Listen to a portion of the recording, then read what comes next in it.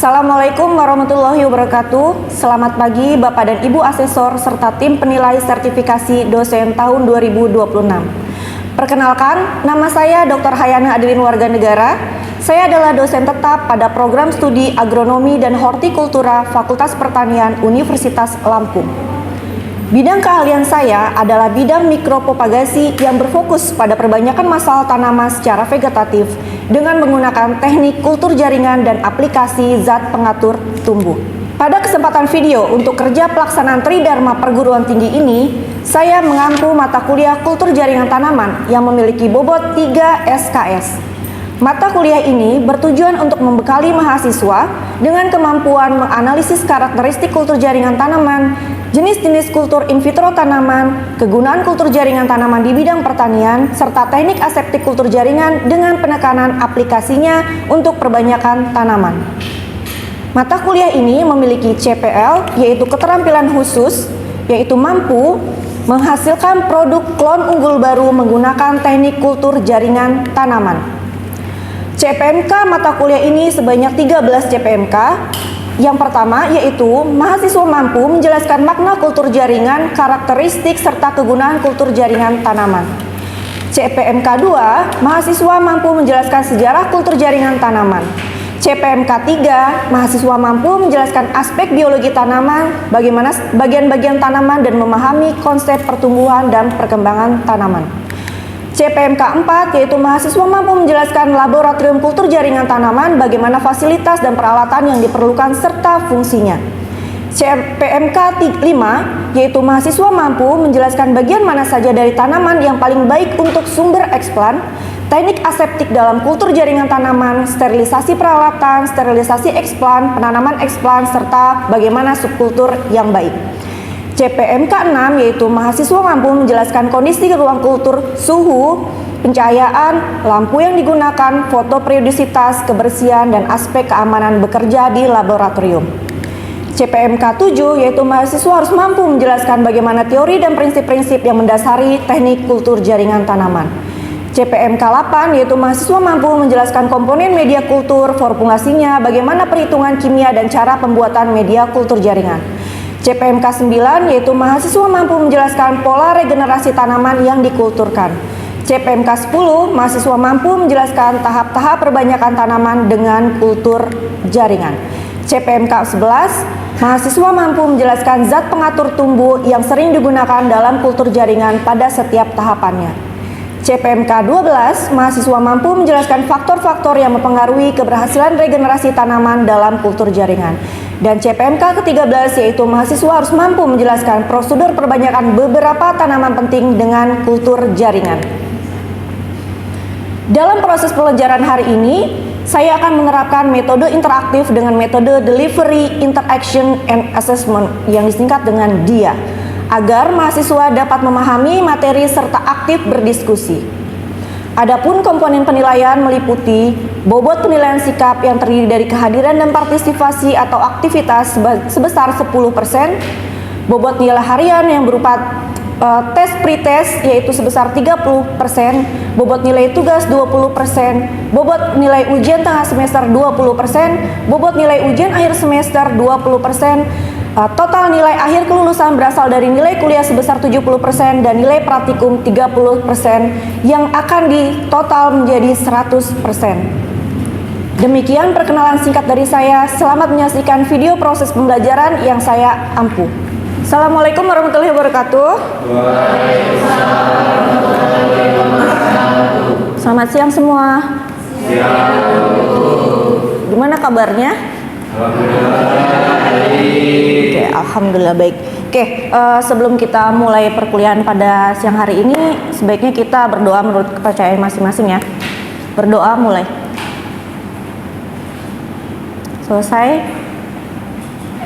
Oke, sebelum kita masuk ke topik hari ini, kita ngebahas dulu nih sedikit tentang materi yang sebelumnya, di mana kita sudah membahas definisi karakteristik tentang kultur jaringan tanaman.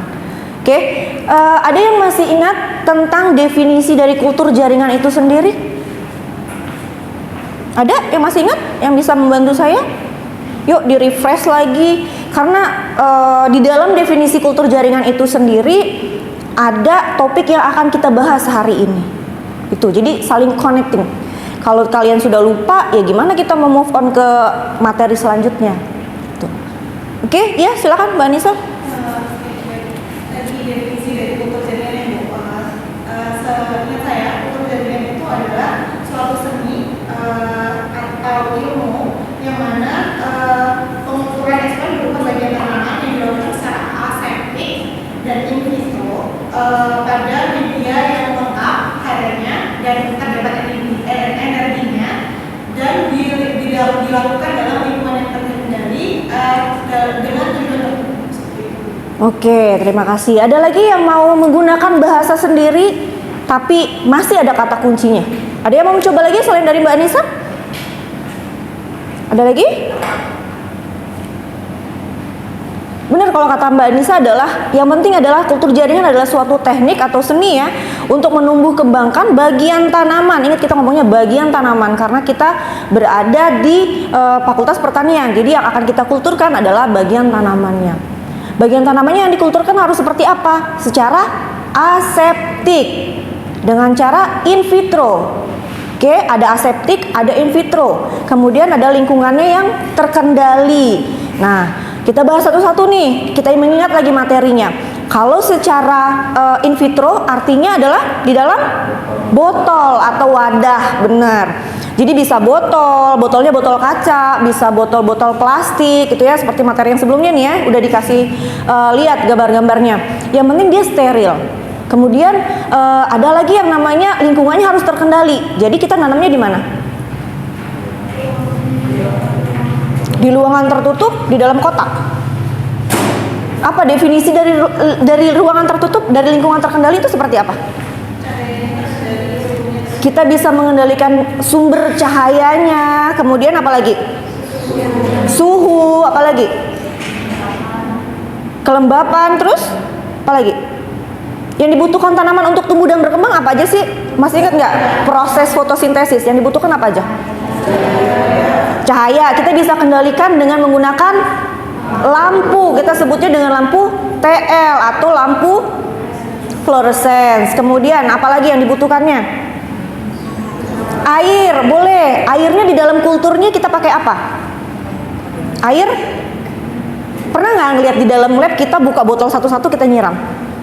Nggak pernah kan? Nah, secara in vitro itu kita menggunakan airnya, kita dapatnya menggunakan air yang dari Aquades ya. Jadi airnya kita pakai Aquades tapi nggak langsung kita masukin gitu, kita campurkan di dalam medianya. Itu secara aseptik ya. Jadi setelahnya itu ada kata-kata aseptik. Aseptik artinya, ada yang tahu aseptik? Septik artinya mikroorganisme atau ada bakterinya. Kalau A, ada kata-kata awalan A, bebas dari mikroorganisme gitu ya. Kuliah dari kultur jaringan ini ada deskripsinya. Kita lihat di slide-nya. Deskripsi dari mata kuliah kultur jaringan, diingat lagi nih. Yang pertama, kita harus tahu bagaimana karakteristik kultur jaringan tanaman. Terus jenis-jenisnya.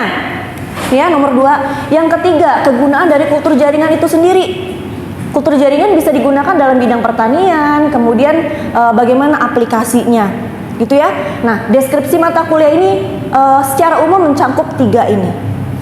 Dari 3 ini, deskripsi ini akan diturunkan lagi masing-masingnya menjadi CPL. CPL itu adalah capaian pembelajaran. Jadi kami mengharapkan pada saat kalian sudah mengikuti mata kuliah kultur jaringan, CPL-nya adalah nih yang pertama.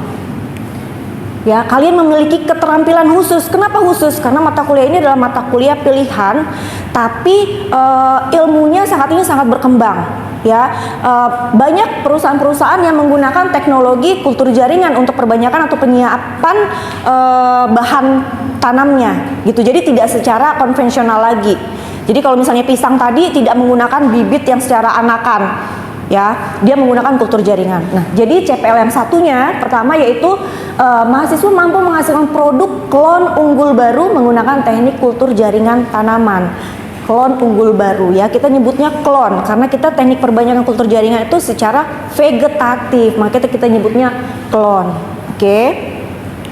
Next. Nah, hari ini kita akan membahas topik minggu keempat ya. Topiknya tentang teknik aseptik, di mana dia memiliki CPL sendiri atau CPMK sendiri. Yang pertama adalah mahasiswa harus mampu menjelaskan bagian mana saja dari tanaman yang paling baik untuk eksplan, teknik aseptik dalam kultur jaringannya, bagaimana sterilisasi peralatannya, media, eksplan itu sendiri, dan penanamannya hingga subkultur. Jadi intinya kalau minggu ini adalah bagaimana kalau kita udah dapat bahan tanam ingat ya, kita nyebutnya di kultur jaringan adalah eksplan.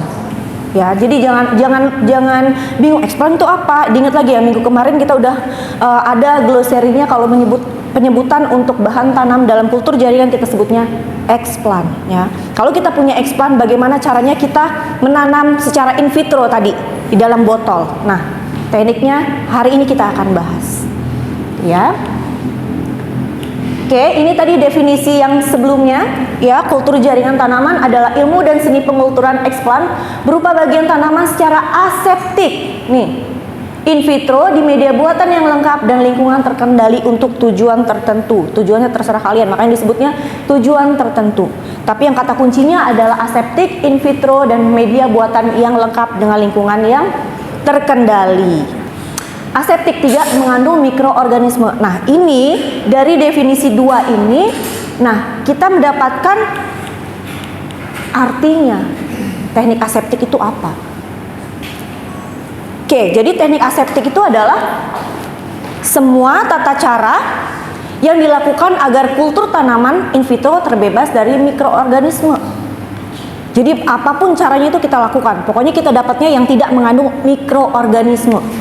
Jadi kalau kita nanam dalam botol itu adalah vanili, isinya vanili. Jangan ada jamur, jangan ada bakteri, jangan ada jamur dan bakteri. Oke, nanti dia membentuk komunitas dong. Oke, jadi kita maunya individu itu aja, vanili ya vanili gitu. Tuh ya, jadi kalau di dalamnya kalau kalian nanamnya vanili, tumbuhnya jamur, itu bukan kita inginkan. Kalau bahasa orang luar itu adalah gulmanya. Tapi kalau gulma itu berarti kan tanaman yang tinggi ya, yang besar ya. Itu buat yang orang-orang tentang teknik herbisida gitu ya. Itu kan gulma. Nah, kalau kita menyebutnya adalah kontaminasinya, jamurnya. Oke, jamur dan bakterinya. Oke. Nah, tekniknya itu tata caranya apa aja? Sebenarnya gampang sih, secara logika juga bisa sih terpikirkan. Cuman karena saking gampangnya males mikirnya. Udahlah, cuman gitu doang tuh ya. Tapi mau nggak mau kita harus ngebahas. Tuh. Next. Nah, ini adalah contoh kultur-kultur yang terkena kontaminasi. Kalian bisa lihat sendiri. Ini saya ambil yang new banget ya, terbaru banget. Ini contoh-contoh yang kontaminasi. Bisa dilihat di sini di slide-nya. Ini adalah kultur vanili. Ya, yang satunya seperti ini, yang satunya seperti ada baju apa ya? Iya, dancing gitu lah ya, kayak princess kayak gitu. Yang satu tinggi banget kayak tiangnya, tapi bawahnya ada kuning-kuningnya. Oke, ini mungkin displaynya agak kurang ya, tapi nanti ketika saya bagikan slide-nya kalian akan bisa melihat warnanya kuning di sini, ada kuning. Ya, kemudian di sini ada benyek-benyeknya, ada putih-putihnya. Oke. Nah, ini ada hitam-hitamnya, tapi ada di bagian samping-samping botol. Yang lebih parah yang seperti ini, udah seperti jamur. Jadi kalian mau menumbuhkan vanili atau Snow White ya? Oke, apakah ada putri di situ? Enggak. Oke, kalian lihat di sini ya. Dari botol ini 1, 2, 3, 4, 5, dari kelima botol ini macam-macam kontaminasinya kan. Mikroorganismenya juga macam-macam. Ada jamur, ada bakteri, ada jamur dan bakteri, ini jamur doang. Warnanya pun macam-macam. Ada yang warna putih, ada yang warna kuning, ada yang warna campur, ada warna pink. Oke, itu sumber kontaminasi semua. Sebabnya juga beda-beda. Kalau misalnya dari seperti ini nih ada pinggir-pinggirnya, berarti kontaminasinya dari botol. Kalian pencucian botolnya tidak bersih. Jadi pada saat yang botol yang ini nih, mungkin pas ngocoknya lagi capek, lagi pegel, atau pas ngocoknya ini ada notif masuk nih suruh makan, tuh ya, mungkin yang seperti itu. Ini dari botol. Kalau yang seperti ini nih, yang nomor 1 dari eksplannya. Kalau dari jamur, kenapa kira-kira eksplannya? Nih eksplannya nih, kalau warnanya coklat hitaman seperti ini, abu-abu, kontaminasinya biasanya adalah, kalian kan biasanya menggunakan pinset ya, oke? Kan kalau nanam di kultur jaring nggak pakai tangan dong, ngambilnya pakai pinset. Pinset kalian sterilisasi, kalian bakar, bener? Ketika kalian bakar, kalian tuh nggak sabar nunggu sekitar 30 detik, masih panas, kalian pencetlah si makhluk ini, oke, yang si imut-imut ini kalian pencet. Ketika kalian pencet, jaringannya mati. Jaringannya mati, ya sudah, kontaminasi di situ. Oke? Jadi kalau misalnya seperti ini, warnanya abu-abu kecoklatan, bisa kemungkinan besar adalah kalian terlalu panas untuk mencabitnya ya. Oke? Makanya kontaminasi di situ. Tapi kalau dia warnanya putih seperti ini, nggak ada ya di sini ya. Ininya putih, sterilisasinya pada saat pembilasan pakai penggunaan air steril itu kurang pengocokannya, atau air sterilnya udah lama, atau air sterilnya tutupnya lupa kalian kencangkan. Banyak sumber kontaminasi. Tapi yang pasti ketika ininya warna putih, ya udah berarti proses sterilisasi di dalam botolnya itu, eksplannya itu yang salah. Dari yang biasanya yang terjadi adalah air sterilnya udah lama, lebih dari 3 hari. Maksimum yang bisa kita tolerir adalah 7 hari. Itu 7 hari pun kalian harus diletakkan di ruang kulturnya yang ada AC-nya. Kalau kalian taruhnya di ruang persiapan, itu tetap aja ada debu dan lain-lain. Apalagi kalian lupa mengencangkannya, ya udah. Kan kita bekerja dengan makhluk-makhluk yang kecil ya, tak kasat mata lah ya. Oke, jadi kita bekerja dengan perasaan sebenarnya di situ. Oh, ini perasaannya masih bagus nih. Ternyata perasaan salah kan? Kontaminasi di situ. Nah, kalau yang bagus seperti apa? Nih, contohnya kulturnya yang bagus. Nggak ada jamur di sini. Kalau vanili ya vanili. Kalau misalnya anggrek ya anggrek, dalamnya di situ. Gitu ya. Berapa lama dia bisa bertahan seperti itu tanpa dia kontaminasi? Ada yang udah pengalaman belum? Ada yang sudah nyoba nanam, kira-kira dalam 1 bulan dia masih aman? Ada yang udah pernah nyoba? Ada. Oke, ada yang bisa 1 bulan. 2 bulan ada yang udah bisa? Belum? 2 bulan? Udah? Berapa top skornya? Yang paling lama, berapa bulan di dalam situ? Yang tidak kontaminasi? 2 bulan aja. Setelah 2 bulan? Iya, pintar. Itu adalah pertanyaan jebakan sebenarnya. Kalau kalian tadi menjawab, saya pernah 3,5 bulan, saya pernah 4 bulan. Oh, berarti Anda tidak melakukan subkultur. Itu adalah pertanyaan jebakan. Karena kita tidak boleh membiarkan tanamannya itu lebih dari 2 bulan, 2,5 bulan, paling maksimum itu 2,5 bulan. Tidak bisa lebih dari itu. Kenapa? Ingat lagi pelajaran yang sebelumnya. Tanaman tuh perlu tumbuh dan berkembang. Tumbuh dan berkembang membutuhkan asupannya, hara mineral, lingkungannya terkendali. Yang mengendalikan kan kita. Unsur air, terus itu cahaya kan kita tuh. Elemen-elemen itu kan semuanya udah kita kuasai. Ketika kalian sudah menguasai semua elemen itu, sudah lebih dari waktunya, ya udah habis dong. Tambahin. Jadi kalau misalnya lebih dari itu, udah 3 bulan, 3,5 bulan, kalau kontaminasi, kesalahannya sudah move on, bukan dari operatornya lagi. Berarti ya udah dari hara mineralnya, tanaman yang di dalamnya udah butuh asupan lain, udah mati kan dia, komponen yang mati, yang kontaminasi jamuran lagi, gitu. Karena dia kekurangan. Dia nggak langsung mati ya, dia biasanya browning dulu, browning, blackening, barulah, ya innalillahi lah dia ya. Ya nanti akan ada kerja bakti biasanya gitu kan, ya kerja bakti untuk pemakaman massal. itu yang biasa kita lakukan kan, ya karena kita belum bisa menumbuhkan rasa tanggung jawabnya itu sampai akhir. Biasanya kan anak-anak itu datang dengan semangat 45, biasanya 1 bulan, 1,5 bulan, maksimum 2 bulan. Setelah itu akan ya udah degradasi sendiri aja. Apalagi kalau misalnya datangnya ke lab dengan teman-temannya. Oh ya udah. Kalau temennya udah males ya dia juga ikutan males gitu ya. Jadi sebenarnya kalau anak-anak yang masuk kultur jaringan tanaman tuh anak-anak yang udah terpilih banget. Iya, dia bisa menghandle kemalasan dia. 2 bulan setengah kalau misalnya kalian nggak subkultur mati. Ya udah itulah konsekuensinya. Tapi kalau di luar kan enggak, kalian tinggalin hara di tanah kan masih banyak. Paling musuhnya adalah embe-embean itu kan, sapi kayak gitu ya, sama yang penjaganya gitu lah ya. Tapi kalau di kultur jaringan nggak ada guys, orang kalian lingkungannya kalian kendalikan, ya kan? Kalian mengendalikan semua kehidupan di dalam ini. Ada yang bertanya kan guys sebelumnya? Nih, yang harus kalian ingat. Tada. Udara bebas, peralatan, permukaan anggota badan, meja, bahan tanam, ya, air, hara-haranya adalah septik. Ingat tadi septik apa? Mengandung mikroorganisme. Ini yang harus kalian lihat. Udara ini aja berarti banyak mengandung mikroorganisme. Ya iya dong, kalau enggak ya kita nggak mungkin bisa sakit, nggak mungkin jerawatan kan? Ya kan ada mikroorganisme yang tidak bisa kita lihat. Oke, peralatan, permukaan anggota badan, tangan kita. Makanya ada tentuan ya kalau masuk lab cuci tangan, keluar lab cuci tangan. Ya ini karena kita menerapkan topik hari ini tentang teknik aseptik karena semuanya itu ada mengandung mikroorganisme. Oke, jamur ya buat fungisida itu jamur. Kalau bakterisida? Bakteri. Jadi sterilisasi permukaan tanaman untuk eksploran bisa pakai 2 itu yang paling gampang. Yang ketiga, sterilisasi alat-alat tanam yang nomor 3. Biasanya kita pakai apa? Ya, cara sterilisasinya pinset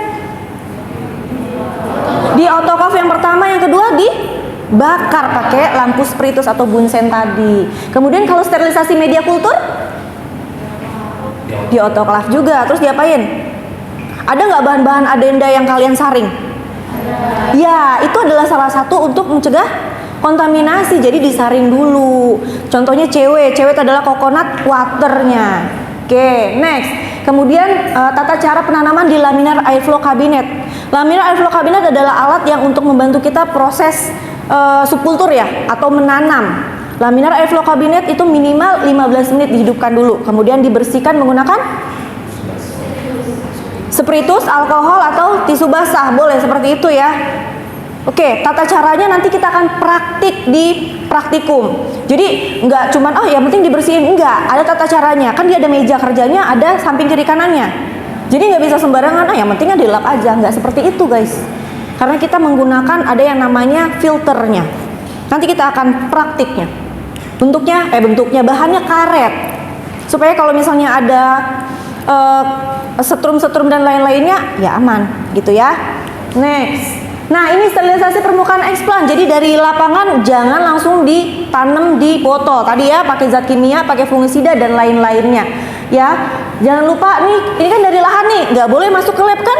Harus mandi dulu, sterilin. Dianya jangan disterilin sih, pakaiannya aja. Oke, next. Ya, yang tadi saya jelaskan harus pakai fungisida, pakai Baiklin, boleh seperti ini. Oke, ini pakai air steril yang dibilas. Oke, nih pakainya pinset. Tadi fungisida saya lupa lagi mengingatkan kalau pengadukan nih pakai alat ya. Jangan pakai jari, ujung jari itu jangan. Ini fungisida. Oke, itu yang kalian biasanya suka lupa teknik handlingnya. Nah, ini adalah kultur-kultur yang steril, yang udah bagus. Ini contohnya adalah yang tadi yang saya bilang, oh ini lebih loh dari 2 bulan nih. Contohnya seperti apa? Kalau dia kontaminasi, dia akan hitam-hitam. Ini yang bagus. Yang bagus akan seperti ini. Kalau yang nggak bagus ya hitam aja, diem aja seperti itu. Ini kalau yang awal-awal yang frustasi bukan tanamannya, pemiliknya biasanya yang frustasi, yang stres. Oke? Kenapa dia nggak respon? Ya ini orang tanam, dianya nggak aseptik. Dianya septik, nggak aseptik ya gimana? Oke, ini sterilisasi alatnya guys. Jadi jangan menggunakan alat-alat yang sudah berkarat seperti ini. Ini adalah autoklafnya, dimana kita membahas tentang ya tadi ya langkah-langkahnya. Ya sudah sampai seperti itu. Kalau misalnya ada, kita akan berdiskusi. Ada yang mau ditanyakan? Aman? Clear? Kalau misalnya aman dan clear, ya seperti biasa. Setiap mata kuliah pasti ada luarannya untuk menguji kalian mampu atau bisa tidak sih mengikutinya. Nah, itu adalah teorinya ya. Jadi kalian bisa akses di LMS kalian di Vclass. Di situ sudah ada box untuk kalian mengerjakan sebatas mana kalian pemahamannya hari ini. Ada beberapa pertanyaan di situ yang bisa kalian jawab. Oke, nanti setelah ini kalian belajar mandiri ya. Silahkan akses LMS di Vclass masing-masing. Itu mengerjakan seperti apa individu.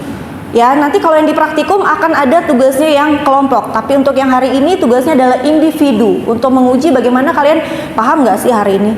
Jangan cuma duduk aja, cuman iya. Nanti pas keluar dari sini, oh no, lupa. Oke, no ya. Jadi diingat lagi apa yang kita selesaikan hari ini. Oke, yang kita bahas hari ini. Ada lagi yang mau dibahas, guys? Oke, silakan membukanya LMS-nya ya. Aman. Waktu juga sudah menunjukkan habis waktunya. Saya tutup ya. Semoga perkuliahan hari ini mendapatkan manfaat di kemudian hari. Jika masih ada yang ingin ditanyakan, kalian bisa menghubungi saya lewat media sosial atau apapun, lewat WA juga bisa ya, atau langsung ke ruangan juga bisa. Oke, aman. Terima kasih atas perhatiannya hari ini. Saya tutup ya. Wassalamualaikum warahmatullahi wabarakatuh. Waalaikumsalam warahmatullahi wabarakatuh.